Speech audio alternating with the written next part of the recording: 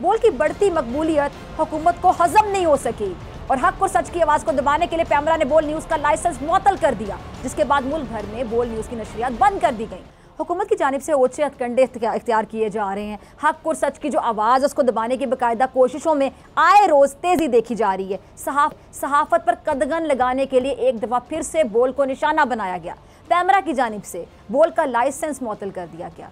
बोल की बढ़ती मकबूलियत हुकूमत को हजम नहीं हो सकी और हक और सच की आवाज़ को दबाने के लिए पैमरा ने बोल न्यूज़ का लाइसेंस मुअत्तल कर दिया, जिसके बाद मुल्क भर में बोल न्यूज़ की नशरियात बंद कर दी गई।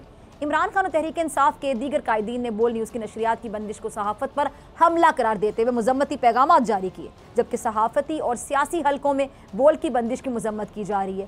पैमरा के इस इक़दाम को तनकीद का निशाना बनाया जा रहा है। इमरान खान ने अपने ट्विटर पैगाम में कहा कि मीडिया पर सेंसरशिप और जुल्म व सितम फाशिस्ट सतह तक पहुँच गया। बोल को हमें कवरेज देने की सज़ा दी गई। तहरीक इंसाफ के ऑफिशियल अकाउंट से ट्वीट में कहा गया कि तारीखी महंगाई के ऐसे वक्त में हजारों अफराद को शदीद मुश्किलात से दो चार कर दिया गया बोल की बंदिश के नतीजे में।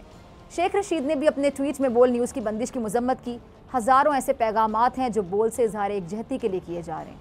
इससे पहले फैसलाबाद में इमरान खान के जलसे के दौरान बोल न्यूज़ की नशरियात को मुख्तलिफ शहरों में बंद करवा दिया गया। हुकूमत की हिमात पर केबल ऑपरेटर्स ने बोल की नशरियात केबल पर नशर होने से रोक दी।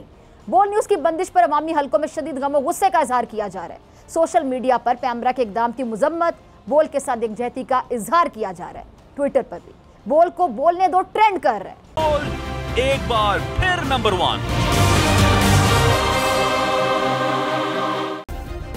सब्सक्राइब करें और बेल दबाएं ताकि कोई खबर रह न जाए।